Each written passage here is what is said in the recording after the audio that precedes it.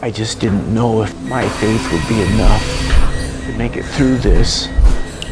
I was all alone. It was so scary. It was so lonely. It was so desperate. You're so desperate to breathe. At that point, I still wasn't breathing good. And you feel just so in a dark place. It was just dark. There was lights, but nobody around to comfort you. Nobody to say it was going to be okay. I told the doctor, I said, my daddy trusts you, my husband trusts you, I trust you. Don't let me die.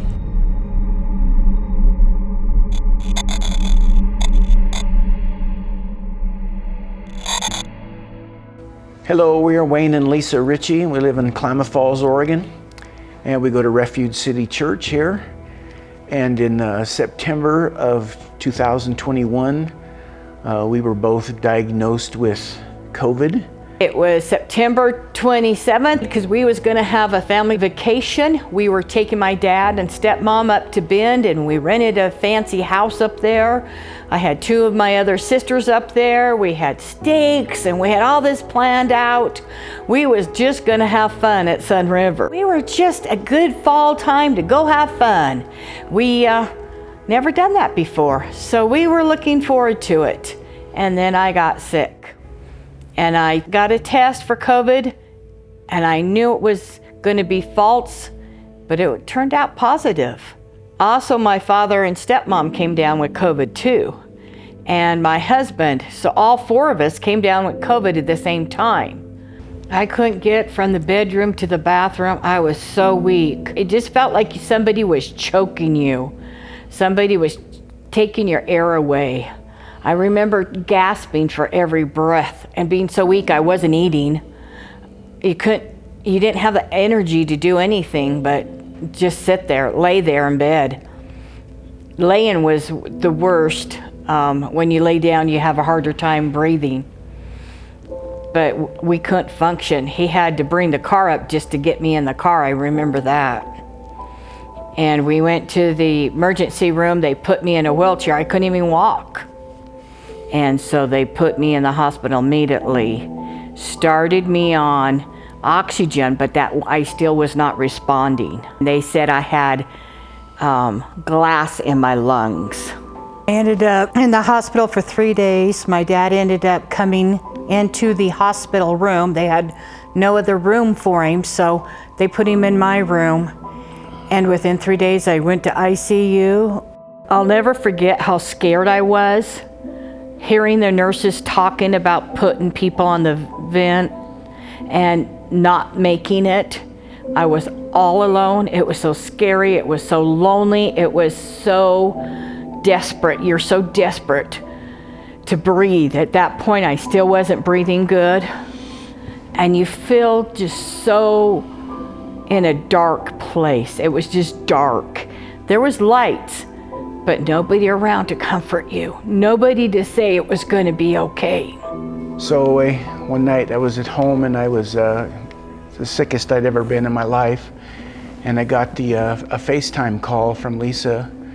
In the doctor's eyes, it was the goodbye call. Only about 5% of the people who went on the ventilator come off the ventilator. And I knew that there was a 95% chance that I wouldn't get her back. The odds were bad. They told my daughter I only had 5% chance of making it.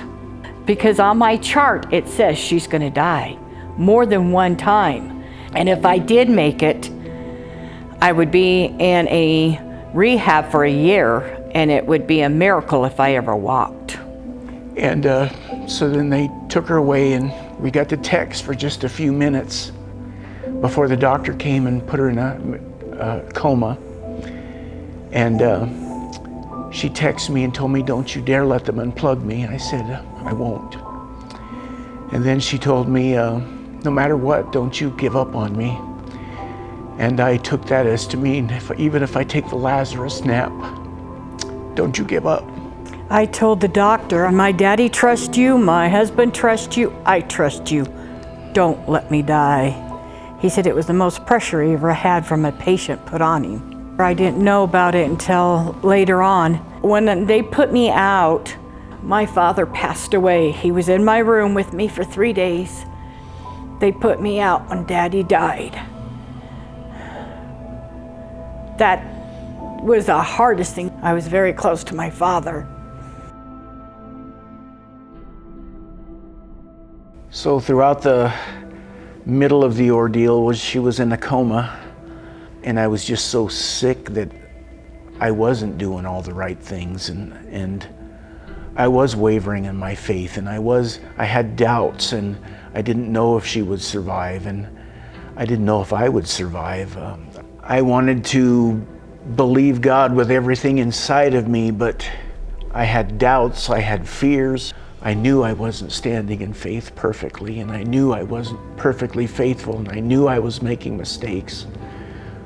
I was afraid she was not going to come home because everything that I heard from the hospital, the doctors, the nurses, it was all negative. I would go to the hospital and I would get the report, and I would come home and I would be contemplating what the doctors and nurses had just said.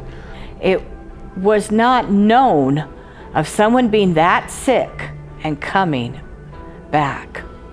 The scariest part for me was the night the Holy Spirit told me that Lesa's going to pass away tonight.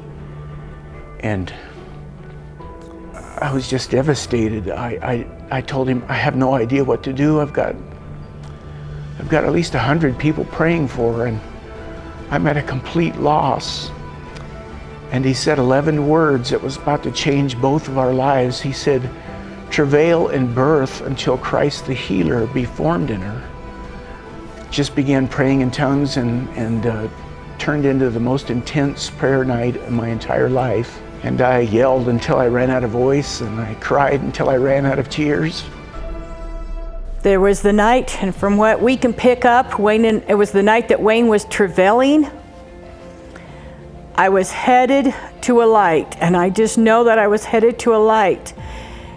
And I could see it far, far away, but it was so bright. And all of a sudden, I turned to the right, and I could hear his voice saying, come, come. And I just went that way. I really believe I was very close that night to death. But God saved me. It was not an easy trip waking up. I had nurses coming in, and they were shocked I was alive. There was such a discouragement up at the hospital. Nurses would come in and just cry because they'd seen so many people die. But why are you alive? You're the one that shouldn't be alive because you were on the ventilator for a month. Being on the ventilator was like a death sentence because nobody was pulling out of being on the ventilator for 1 month. They didn't hear of that, so the nurses were so desperate because they would take care of a patient and they would die. They take the tube out, and that was gross. But then I couldn't talk. I could only whisper, and nobody could hear me. And you're trying to communicate, and nobody can hear what you're saying. Nobody can understand what you're saying, and you're talking with everything in you. And it's like a little whisper. And you don't know if you're ever going to talk again. I couldn't just eat. I had to learn how to eat over, to brush my teeth. I couldn't just brush my teeth. I couldn't even raise my hand. Walking was extremely hard. They put me on a scooter and scooted me around because I couldn't even take more than 1 step at a time. And I'm going, Lord, what do I do? One nurse told me to start humming and singing. And I did. I started humming and singing praise songs, and that helped me talk again. One day I prayed again. I said, Lord, I'm going to picture you across the way on that mountain, and I'm walking to you. And that day I took 63 steps. All of PT started screaming. They went down to the other people and told them, Miracle Lady did it. She did it. It was something big to be able to walk after you come out of that. Nurses would call me a miracle. I was not known as Lesa. I was known as the miracle girl. Most nurses that I had lost from 30 to 39 patients before they got to take care of me. I very rarely had the same nurse because people wanted to get encouragement that somebody made it, so they kept changing my nurses all the time. I had one nurse that came in, she slammed the door, she slammed the curtains closed, and she said, "Why are you here? What makes you different?" And I told her, lots of prayer. But God worked it out that I got to minister to almost every nurse that came and took care of me.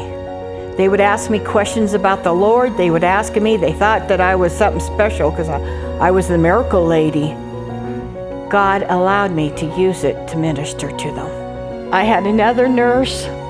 She was ready to commit suicide because she had lost 37 patients in a row. She came to Cloud Falls to get away from the death, and she lost a couple more. So she got to work with Miracle, and she got hope that there is something there. She said that she was ready to give up, and I prayed with her that night that God would show her He loved her. She come back a couple hours later, and she said, "I feel love for the first time."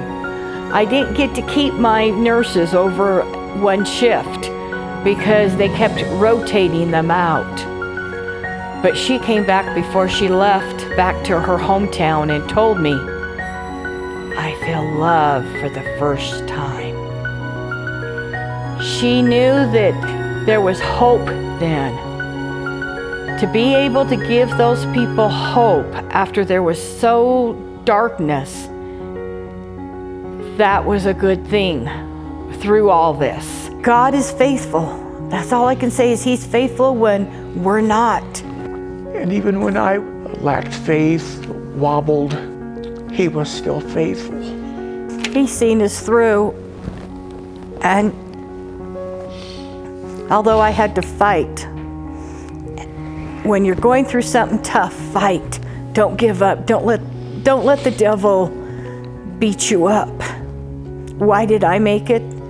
Because of God and the church. If somebody is desperate and feels like they're dying, my advice would be call out to the Lord. Call to Him. I had to call to the Lord to teach me to brush my teeth, comb my hair, sit on the bed, walk. It was a constantly calling out to the Lord, "Help, I can't do this." I couldn't do nothing on my own. I had to call out to the Lord all the way. And I came home and still had to call out to the Lord. Calling to the Lord, He is there. But it's also important to hang in together. We had a family, a church family, that hung in with us. We had a church family that Wayne would call pastor and we would pray and they would pray. I heard people telling me, I prayed for a gal named Lesa and I didn't even know who she was. But they were praying. That's important. And we would both just love to thank the congregation for coming up underneath us and just supporting us in our desperate time. And thank you so much. It truly did make a huge difference. Pastor Pat came to the hospital one day when I was so discouraged. And just seeing Pastor Pat and holding hands and praying, it gave me that extra encouragement to fight, to keep going. It was just something simple. It was just a twist of fate, but God was just so faithful. And I don't know why we survived, except for the love of Jesus.